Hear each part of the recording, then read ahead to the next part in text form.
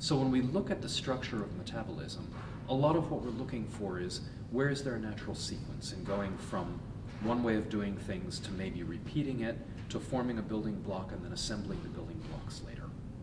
What I showed you with the subway map is that the innovations that give you new self-amplifying ways to fix carbon are not whole reinventions, they're just swap outs of pathway segments.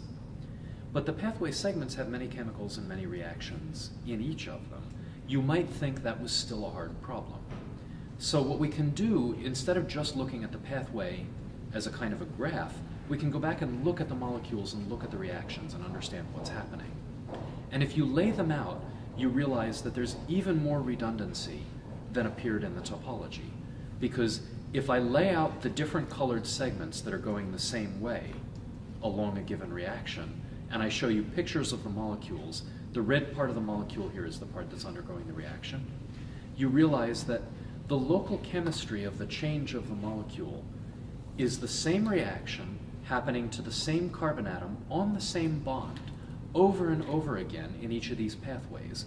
That's why the circular pathway had the look of a ladder topologically, was because the same inputs were coming into the molecules, the same outputs were coming off of them, because they were undergoing the same changes along the reaction in each way. So the thing that's interesting and different from most of these pathways is just the first reaction, the reaction that marks the point of departure, and maybe the reaction at the end that allows you to cycle the material back into the network so that you have something that keeps your carbon instead of losing it.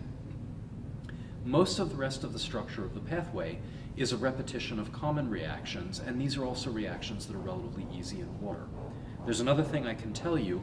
If you look at the first reactions that distinguish the pathways, they involve highly conserved enzymes, and in those enzymes there's always a metal center.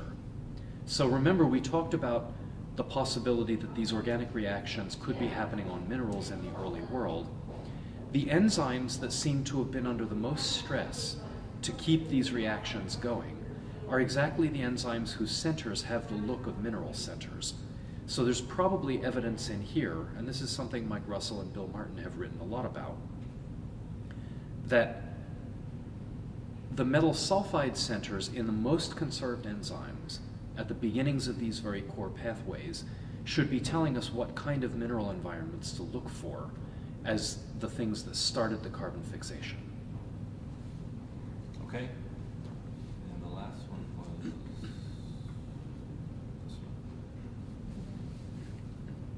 Oh, the tree. Okay, yeah, okay. We can talk about Frankenstein after that if you like. Yes. Yeah.